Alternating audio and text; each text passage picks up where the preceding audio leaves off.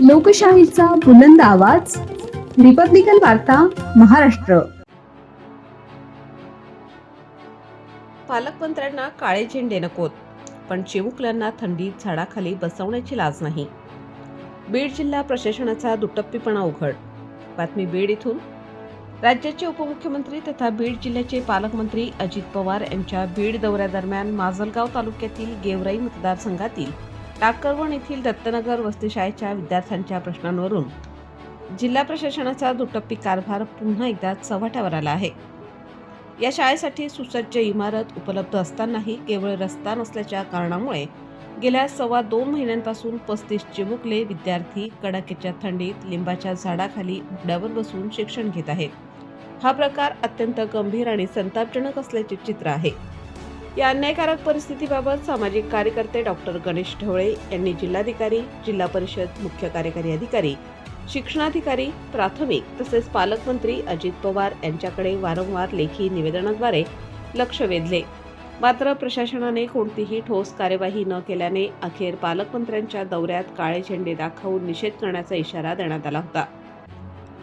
मात्र निषेध टाळण्यासाठी कायदा व सुव्यवस्थेचे कारण पुढे करत पोलीस अधीक्षकांच्या आदेशानुसार आज गुरुवारी सकाळी नेकनूर पोलीस प्रशासनाने लिंबा गणेश पोलीस चौकीचे पोलीस हवालदार गणेश परजणे व पोलीस हवालदार मनसूर शेख यांच्या माध्यमातून डॉक्टर गणेश ढवळे यांना त्यांच्या राहत्या घरातून ताब्यात घेऊन स्थानबद्ध केले.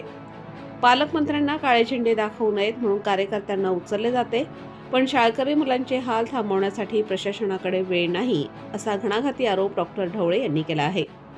दरम्यान या प्रकरणाची दखल घेत शिक्षणाधिकारी प्राथमिक जिल्हा परिषद बीड डॉक्टर किरण कुंवर यांनी तहसीलदार, गटविकास अधिकारी, गट शिक्षणाधिकारी व संबंधित ग्रामपंचायतीमार्फत शाळेसाठी तातडीने रस्ता उपलब्ध करून देण्याचे आश्वासन दिले आहे. तसेच आंदोलन स्थगित करून प्रशासनास सहकार्य करण्याची विनंतीही करण्यात आली आहे. तथापि विद्यार्थ्यांचा रस्ता प्रश्न त्वरित मार्गी न लागल्यास येत्या सोमवारी थेट जिल्हाधिकारी कार्यालयात गाडी अडवण्याचा इशारा डॉक्टर गणेश ढवळे यांनी दिला असून या घटनेमुळे बीड जिल्ह्यात प्रशासनाच्या भूमिकेविरोधात तीव्र संताप व्यक्त केला जात आहे.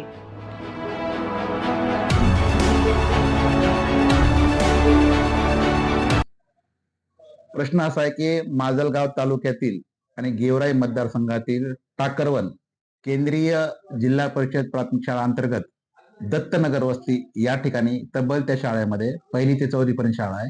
त्याच्यामध्ये 35 पटसंख्या आहे. त्या शाळेला चिटकून अंगणवाडी आहे. त्या अंगणवाडीमध्ये तब्बल 64 बालकांची नोंद आणि 5 गरोदर माताची नोंद आहे. मात्र गेल्या 2.25 महिन्यापासून त्या ठिकाणी तो रस्ता अडवण्यात आलेला आहे, त्याच्यावर अतिक्रमण करण्यात आलेलं आहे. संबंधित प्रकरणामध्ये वारंवार ग्रामस्थांनी, पालकांनी आणि मुख्याध्यापकांनी जिल्हा प्रशासनाला विनंती केलेली आहे, मात्र प्रशासन कुठलीही उपाययोजना करत नाही. गेल्या महिन्यामध्ये 22 नोव्हेंबर रोजी संबंधित प्रकरणामध्ये पालकमंत्री अजितदादा पवार आणि त्या ठिकाणचे आमदार जे आहेत विजयसिंह पंडित यांना मी लेखी निवेदन केलं होतं. त्याचबरोबर आमदार विजयसिंह पंडित यांचे जे सुसहाय्यक आहेत अमृतजी डावकर, त्यांनाही म्हणलं होतं मी की विद्यार्थी सध्या कडाक्याची थंडी आहे आणि त्या थंडीमध्ये मुलांची परवड होत आहे, तुम्ही यात लक्ष घालावं. मात्र 1.25 महिना उलटून ही अद्याप त्या मुलांना कुठल्याही प्रकारची उपाययोजना करण्यात आली नाही. त्या लेकरांना अजूनही कडाक्याच्या थंडीमध्ये बसावं लागतं, शिक्षण घ्यावं लागतं लिंबाच्या झाडाखाली. म्हणून आज 1 तारखेला जेव्हा अजितदादा बीड येथील विविध विकास कामांचं भूमिपूजन करण्यासाठी दौऱ्यावर आलेले आहेत, तर त्यांना ताफा अडवून काळे झेंडे दाखवणार असं लेखी जिल्हा प्रशासनाला दिलं होतं. त्यानंतर पोलीस अधीक्षकामार्फत जे नेकनूर पोलीस स्टेशनचे साहेब आहेत, गोसावी साहेब यांना पत्र आलं आणि त्यांनी कायदा व सुव्यवस्थेचा प्रश्न निर्माण होऊ नये, सामाजिक सुलभ राखावा या दृष्टिकोनातून पोलीस प्रशासनाने मला घरनं ताब्यात घेऊन या ठिकाणी आणलेलं आहे. पोलीस प्रशासनाविषयी माझं काहीच म्हणणं नाहीये. कायदा व सुव्यवस्था आम्ही बिघडत नाहीत, कारण की आम्ही गांधीवादी आहोत, आम्ही लोकशाही मार्गाने आंदोलन करणार आहोत. मात्र ज्या पद्धतीनं जिल्हा प्रशासनानं एखाद्या आंदोलकाला ताब्यात घेण्यापेक्षा ज्या माणसानं त्या ठिकाणी अवैधरित्या अतिक्रमण केलेलं आहे त्याच्यावर जर फौजदारी गुन्हे दाखल केले असते तर हा विद्यार्थ्यांचा प्रश्न सुटला असता. त्यामुळे आज जरी आम्हाला या ठिकाणी ताब्यात घेतलं असलं तरी 26 जानेवारी रोजी तोपर्यंत प्रश्न नाहीच मिटला तर तीव्र आंदोलन करण्यात येईल. आणि येत्या सोमवारी जिल्हाधिकारी जे आहेत त्या जिल्हाधिकाऱ्यांना जाण्यासाठी, जिल्हाधिकारी कार्यालयामध्ये जाण्यासाठी जो मार्ग आहे तोच आम्ही अडवणार आहेत. मग भलेही आमच्यावर गुन्हे दाखल करायची काही हरकत नाही. बाबासाहेब मनेरे, रिपब्लिकन वार्ता, वृत्तवाहिनी, महाराष्ट्र, बीड जिल्हा प्रतिनिधी.